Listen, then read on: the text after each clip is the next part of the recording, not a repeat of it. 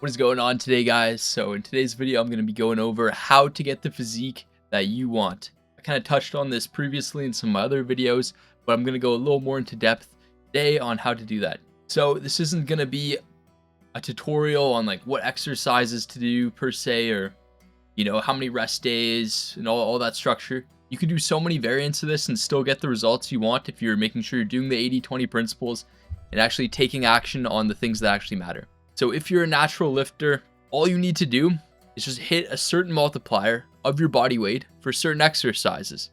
That's it. And your body will have no choice but to put on the muscle to get you the physique that you want. So I'm personally not a fan of maxing out for exercises. So I never do 1 rep maxes. I always do 5 rep maxes. It's much better for your joints.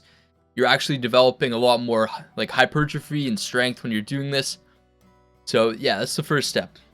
Try not to max out on exercises. I did this a lot when I was a younger lifter as more of an ego thing to be like, oh, I can hit, 225 or 315 on the squat or 405 for the deadlift, right? When you're starting off, these are some of the first goals you have, like get to the 1,000-pound club. But the reality of this is you're more likely to get injured.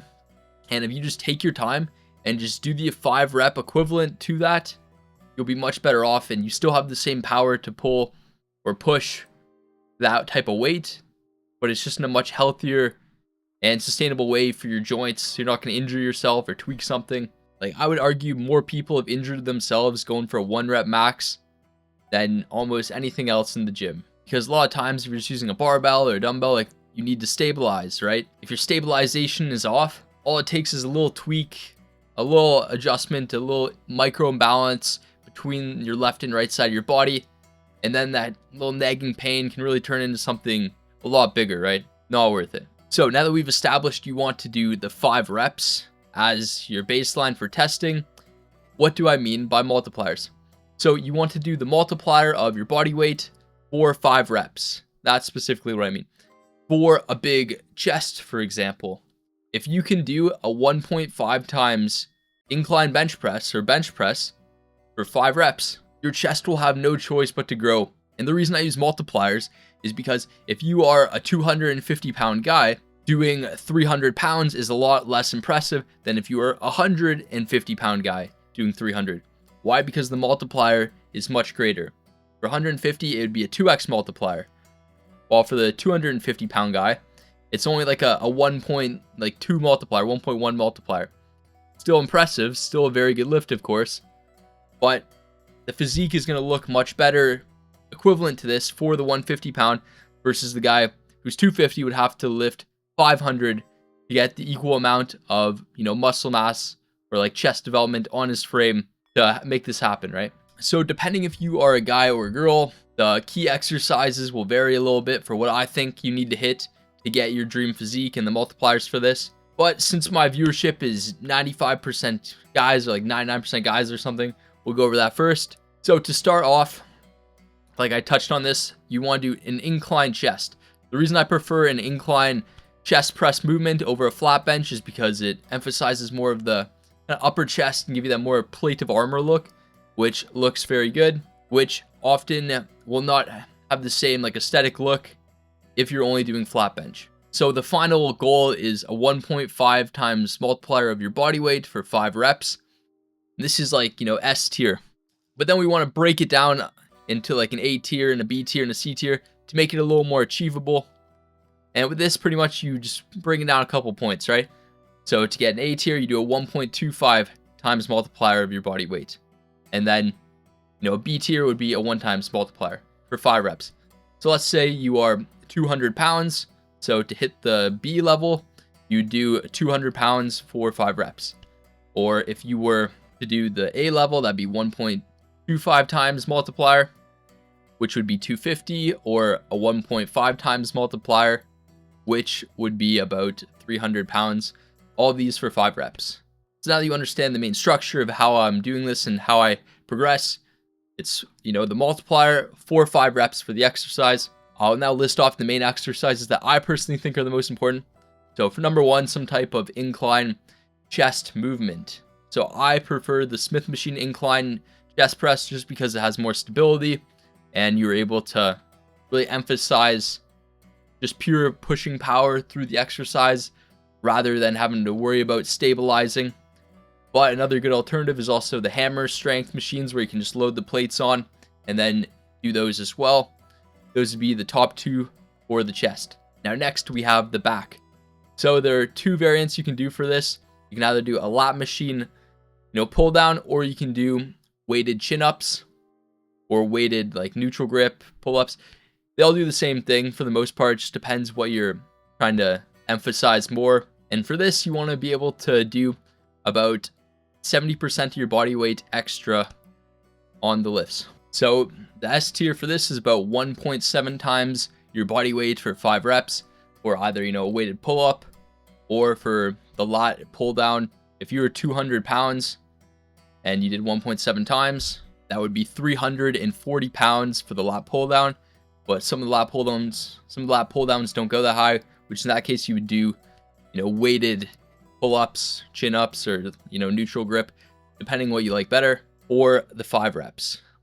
Then for the 340, you'd subtract your body weights, then it'd be 140 pounds of extra weight on top of your body weight, 200 pounds to get this. Then you can just break it down a little bit too. So, A tier, I would say, would be a 1.5 times multiplier. And then a B tier could be like 1.3 or 1.25. Next would be a shoulder press variant, right? So either a seated barbell shoulder press, or a dumbbell shoulder press, or like I like to do the Smith machine seated shoulder press, because you have that stability again. You're able to load it up and you don't have to worry about tweaking anything with the side to side. But for this, the S tier is a 1 times multiplier for your body weight, and an A tier would be 0.85 times multiplier, and the B tier would be 0.65 times multiplier. So if you're 200 pounds, S tier would be doing 200 pounds for 5 reps. A tier would be doing 170 pounds for 5 reps, and then B tier would be doing 130 pounds for 5 reps. And the reason we're breaking it down into 3 different segments is because depending where you are in your lifting journey, it's going to take you a long time to hit the S tier. That is literally like a lifetime goal. That's a lifetime, lift for most people. You're stronger than, 90 to 95% of power lifters that are the same weight as you if you're able to hit that S tier. And that is what it requires to get that type of physique if you are a natural lifter. It's really just strength proportionate to your body weight, and then the muscles will have no choice but to grow. And then lastly, next we have a bicep curl or a preacher curl variant. You can either do a standard barbell curl or you can do a preacher curl. And with this, we want to make our goal 75% of our body weight, or our body weight times 0.75. So if you're 200 pounds, you'd want to do 150 pounds for 5 reps for S tier, or the barbell curl or preacher curl. A tier would be 0.6 times multiplier, which would be about 120 pounds for 5 reps. And then B tier would be a 0.5 times multiplier, or 100 pounds for 5 reps. So these would be the main upper body movements that I would say you'd want to do as a natural lifter to get that kind of ideal superhero or movie star, Greek god physique, whatever you want to call it. And those are the different tiers to it. So if you can hit any of these tiers, you're going to have an absolutely good looking physique if you're able to get down to a low body fat percentage and kind of getting that good like waist to shoulder ratio of like 1.61. Because obviously if you can hit all these but you are a little bit overweight or a lot overweight, your physique is still not going to look good. But if you shred down and are still able to hit this, all the muscle underneath is going to show, and then the hard work will pay off, right? And then for legs, I know a lot of you guys have forgot about that, or maybe skipping leg day, but a lot of people hitting the leg day multiplier is like a lot easier than hitting upper body. It all just depends on your leverages, like which limbs are longer than the others and how you're built. Everyone's genetics are a little different, but a good lifetime goal for S tier could be some type of squat. Like I prefer Smith machine squat since it's stable. I know you guys are noticing a bit of a trend here. About a 2-time multiplier for the squat for 5 reps is a good goal. And then a 2.5 times multiplier for the deadlift would also be the lifetime goal for that. So those would both be S tier. And then just reduce it by 25% for each. So, A tier for the squat could be 1.7 times multiplier. And then B tier would be a 1.5 times multiplier of your body weight for 5 reps. And then for the deadlift, it'd be 2.5 for the S tier, 2.25 for the A tier.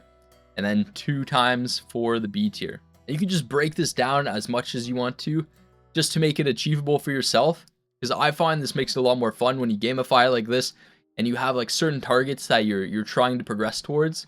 This is a mistake that I see a lot of people make in the gym, is they just go in there and kind of go through the motions, just lift the weights. If you're not progressively overloading and trying to get stronger every single workout, trying to do a couple more reps every single workout, you know, your physique is not going to change. You're not going to get the physique you want.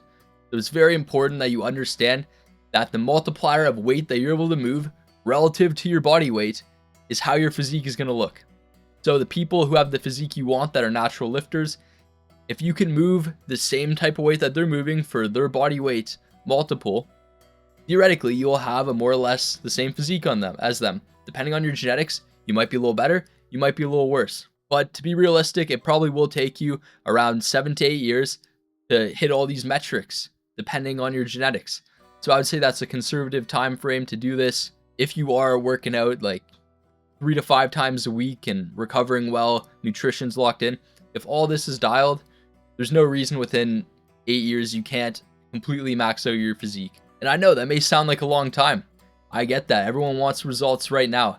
Why not just speed up the process a little bit? And I get that too. I mean, a lot of people are making a career out of it, making a lot of money. I was always told this saying, and I heard this a lot when I was doing sales with my sales mentor. How you do anything is how you do everything. If you're going to take the fast way, get where you want, cutting corners, or if you're going to not delay the gratification, you want everything instantaneously, there's a good chance that that's going to cross over into other areas of your life.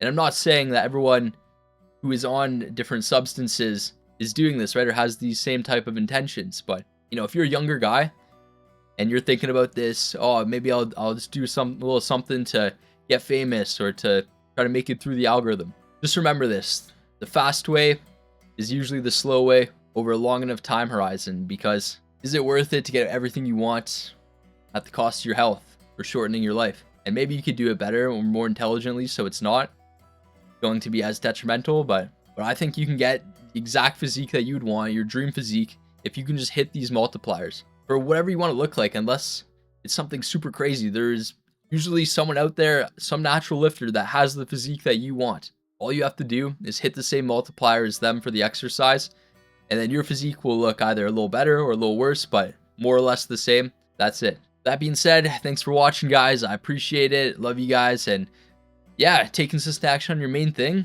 and don't stop. Peace.